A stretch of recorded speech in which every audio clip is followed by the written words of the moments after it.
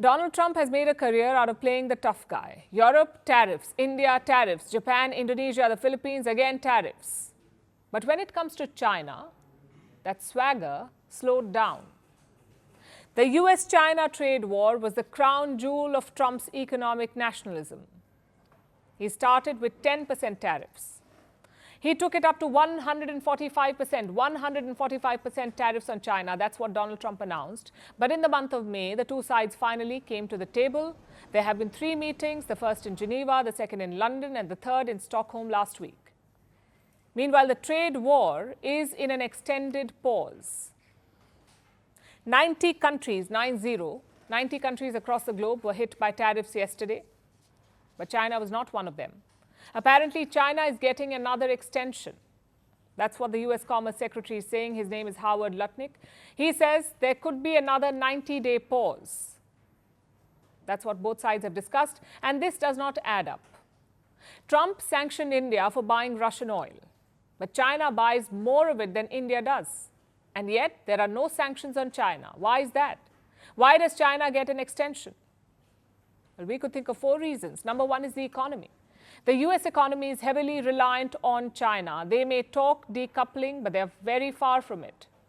Last year, bilateral trade was worth $659 billion. US-China bilateral trade, $659 billion. And there is a significant trade deficit. US imports far more than it exports.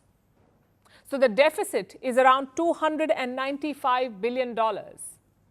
Electronic goods come from China. US companies depend on Beijing. So if China is hit with tariffs, the markets will be spooked.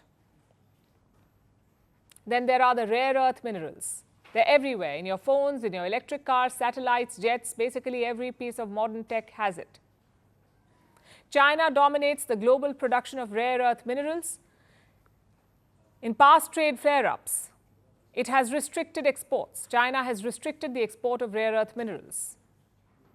This time, too, it has done the same. So if Beijing wanted to squeeze the US on this, it can. It has leverage. Reason number 2 is price hikes. Tariff is a tax on exports. Say China sells a $100 phone to the US. Now Trump has imposed a 50% tariff, so the phone suddenly costs $150. Who pays the extra $50? It's usually the importer. But they won't absorb the cost. They will most likely pass it on to the consumer. So prices are likely to go up. Reports suggest it will take about 8 months for American consumers to feel the pinch, for the real price hikes to show up. And that means this could spill into 2026, and Trump cannot afford that. Because next year, the US will hold midterm elections, and Trump cannot afford to have a disgruntled electorate. Reason number 3, the White House clock. Trump may want to push China to the brink, but he's only in office for 4 years. US presidents don't last forever, but Chinese President Xi Jinping might. So he can afford to wait this out. Xi can weather an economic storm without losing power, but Trump cannot. Also, corporate America is no stranger to this. Why would they spend billions relocating factories, especially when the next administration could dial all of it back? So China can simply stall, because in this game of chicken, Trump has more to lose. And finally, there's the optics. Trump is not waging this trade war for economics. He's doing it for clout. For him, foreign policy is as much about optics as it is about outcome. So a summit in Beijing, a red carpet, a handshake with Xi Jinping, all of that is a legacy moment for Trump. And to get that meeting, he has to keep the relationship with China going. That means no sudden escalations, at least for now.